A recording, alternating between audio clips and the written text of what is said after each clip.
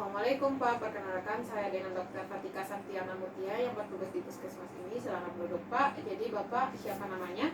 Nama saya Bahri, Bapak Bahri ya. Umur Bapak berapa tahun Pak? 24 tahun, 24 tahun. Pak Bahri pekerjaannya apa?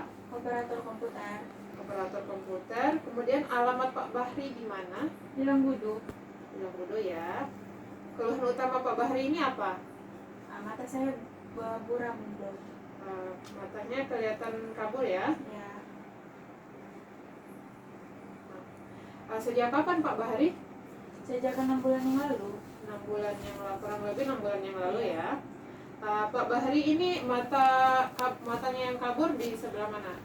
Di kedua mata saya. Oh, kedua mata ya. Ini mata kaburnya kan membaik saat kapan, terus memberat saat kapan Pak Bahri? Saat saya melihat benda yang jauh, mata saya Kabur ya? kabur. Terus saat saya melihat benda yang dekat, mata saya membaik. Oke, membaik saat melihat dekat. Nah, apakah ada keluhan lain Pak? Ada saat saya melihat benda yang jauh, mata saya menyipit. Oh, kayak begini ya Pak, kalau lihat Iya. benda yang dekat. Oke. Pak Bahari ini apakah ada disertai nyeri, Nggak ada dok, silau? nggak ada dok. Oke. Kalau gatal terus ada kotoran juga? Nggak ada ya? Oke. Pak Bahri pernah merasakan seperti ini sebelumnya atau pernah ada trauma, atau Pak Bahri kan pekerjaannya jadi operator ya, Iya, otomatis lihat komputer terus. Jadi berapa lama itu kira-kira? ya agak lama dok. Oh, lama ya. Oke, baik. Untuk Pak Bahri pernah pakai kacamata sebelumnya? Enggak dok. Nggak pernah ya. Di keluarga Pak Bahri apakah ada yang pakai kacamata? Ada dok, ibu saya. Oke, ibunya ya. Ibunya pakai kacamata. Pak Bahri ini saya ulangi ya Pak Bahri. Pak Bahri, nama Pak Bahri, umur 24 tahun, pekerjaan operator komputer, alamat Longgudu, keluhan utama penglihatan kabur kurang lebih 6 bulan yang lalu, sejak 6 bulan yang lalu ya. Pada kedua mata, diserta memberat saat melihat benda yang jauh, terus membaik saat melihat benda yang dekat. Kemudian tidak, keluhan tambahan itu menyergitkan mata saat melihat benda yang jauh ya. Iya dok. Selain itu tidak ada. Kemudian ada riwayat orang tua memakai kacamata ya. Iya dok. Pak Bahri pernah berobat sebelumnya? Tidak pernah ya. Iya. Oke, kalau tidak pernah, berarti Pak Bahri belum pernah minum obat atau pemeriksaan mata sebelumnya ya? Iya belum dok. Oke, baik. Mungkin ada yang mau ditambahkan atau ada yang kurang Pak Bahri? Tidak ada ya. Oke, baik. Jadi untuk lebih menunjang kecurigaan saya Pak Bahri, saya harus melakukan beberapa pemeriksaan lanjutan ya. Iya dok. Jadi nanti saya akan menjelaskan pemeriksaannya. Pak Bahri silakan duduk. Saya akan mencuci tangan terlebih dahulu. Tangan. Baik, sekarang kita akan melakukan pemeriksaan visus ya, yang pertama Pak. Jadi Iya, dok. Bapak berdiri di sana, berdiri. Jadi mundur lagi Pak, jaraknya sekitar 5-6 meter ya dari snelling capnya. Jadi Pak Bahari tutup matanya yang kiri ya, menggunakan tangan kiri. Kemudian Pak Bahari fokus ke sini. Apabila sebut semua huruf yang saya tunjuk, dan kalau sudah tidak bisa, bilang tidak bisa melihat ya. Iya dok. Ini E B A ini E A ini. E. Oke, baik Pak Bahari. Ganti tangannya yang kayak tutup mata kanannya lagi. Oke. Sebut. E D N A. Oke, baik. Untuk hasilnya saya akan menulis di lembar pemeriksaan. Baik Pak Bahari, selanjutnya saya akan melakukan pemeriksaan segmen anterior bola mata. Pak Bahari, silakan duduk.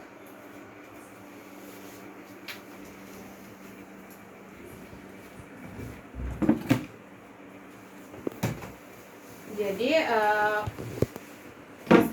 pemeriksa berada di depan penderita.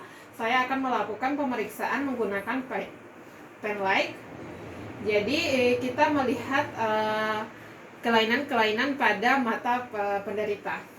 Pak Bahari, tolong tutup matanya. Jadi menggunakan pen light kita lihat palpebranya.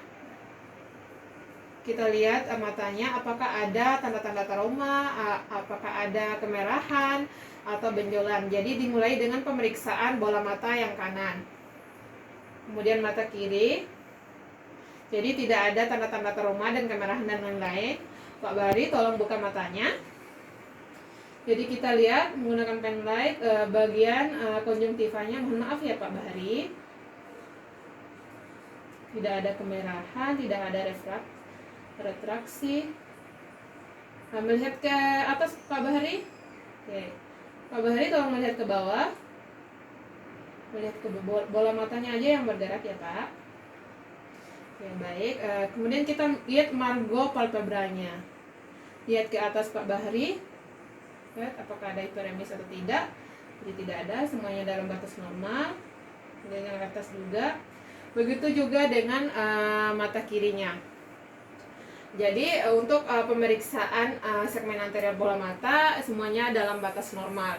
Selanjutnya saya akan melakukan pemeriksaan intraokuler. Jadi di sini saya akan Pak Bahari, saya akan meraba di bagian antara bola mata Bapak. Jadi saya akan berusaha melakukan sebaik mungkin ya Pak. Apakah Bapak bersedia? Baik, saya akan melakukan menggunakan jari. Kita periksa pada mata kanannya dulu. Melihat ke bawah aja ya Pak, jangan ditutup matanya. Nah, kita lakukan secara bergantian. Oke, baik, semuanya dalam batas normal. Selanjutnya saya akan melakukan pemeriksaan intraokular dengan menggunakan tonometer. Jadi Bapak silakan baring ya Pak Bahari. Iya Bunda. Jadi untuk pemeriksaan tekanan intraokular tonometer ini kita menggunakan alat tonometer. Kemudian kita memberikan tetesan pentokain dulu 0,5% pada pasien. Bola matanya teteskan 2 tetes. Kemudian tunggu beberapa menit agar obatnya bereaksi. Selanjutnya kita menggunakan alat tonometernya berat 5,5 gram. Selanjutnya kita fiksasi dulu menggunakan alkohol 70%. Selanjutnya kita letakkan di atas korneanya. Jangan menekan, jadi lihat hasil yang keluar. Berarti kita sesuaikan dengan chartnya. Kalau normalnya untuk tekanan intraokular tonometer itu 10 sampai 20 mm air raksa. Baik, Pak Bahari, saya sudah semuanya dalam batas normal. Silakan duduk kembali. Selanjutnya saya akan melakukan pemeriksaan pergerakan bola mata. Jadi Pak Bahari mohon melihat ke depan saya ya. Jadi jarak antara pasien dan pemeriksa itu sekitar 30-50 cm. Pak Bahari menghadap ke saya. Saya akan menggunakan pen light. Ikuti cahayanya ya Pak Bahari, fokus pada cahayanya. Kita melihat pergerakan bola mata pasien, bentuk huruf H untuk melihat pergerakan bola mata pasien. Kemudian Pak Bahari, kita menggunakan pulpen. Lihat pulpennya ya Pak Bahari, ikuti kemana pulpennya pergi. Oke, Oke, baik. Jadi untuk pergerakan bola matanya itu di dalam batas normal. Selanjutnya saya akan melakukan pemeriksaan lapangan pandang. Pak Bahari, lihat ke depan. Sama jaraknya sama pemeriksaan pergerakan bola mata tadi. Pak Bahari, tolong tutup matanya bagian kanan. Maksud saya bagian kiri dulu. Saya akan melihat memeriksa mata bagian kanan. Oke, baik. Begitu juga dengan mata pemeriksa harus ditutup. Pak Bahari, fokus ke bola mata saya ya. Jangan melirik-melirik ke tempat lain. Jadi letakkan jari kita di tengah, jari pemeriksa di tengah. Pak Bahari, kalau sudah jari saya sudah tidak kelihatan bilang ya.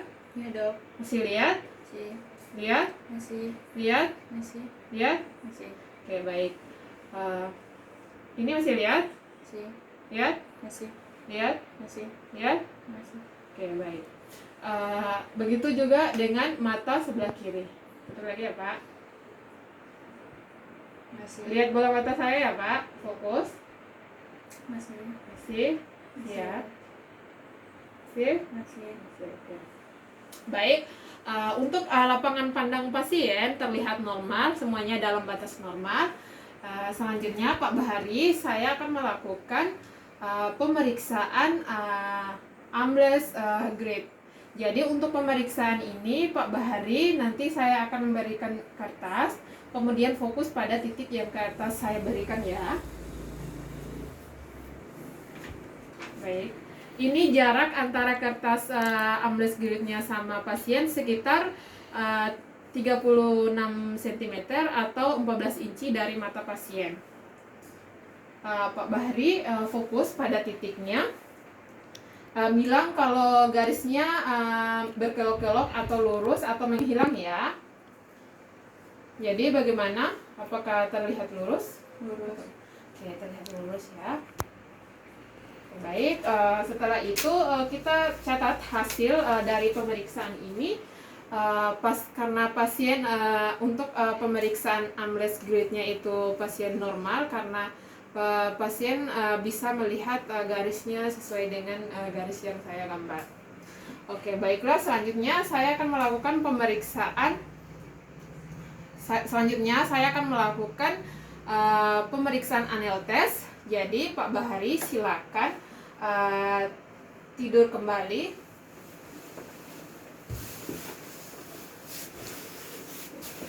Untuk pemeriksaan anel test kita menggunakan lidocaine untuk maksud saya pentocaine 0,5% untuk memberikan anestesi topikal pada mata pasien. Yang menjaga tes, jadi tunggu sebentar. Selanjutnya saya akan